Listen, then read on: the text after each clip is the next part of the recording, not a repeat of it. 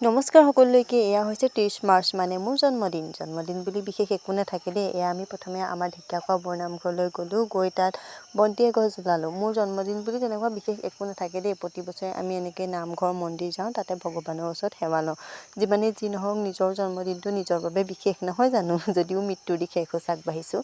আমি ইয়াত ঢেকীয়াখোৱা বৰনামঘৰলৈ যোৱাৰ পাছতে আমাৰ যোৰহাটতে থকা ৰামদেৱ মন্দিৰ গ'লোঁ ভালদৰে ভিডিঅ' কৰা নহ'ল দেই মানে মোৰ লগত যিজন গৈছে তেওঁ মানে এইবোৰ ভিডিঅ' চিডিঅ' কৰি থাকিলে বৰ এটা ভাল নাপায় মই দেখিছেনে যেনে তেনে ফটো মাৰোঁ বুলি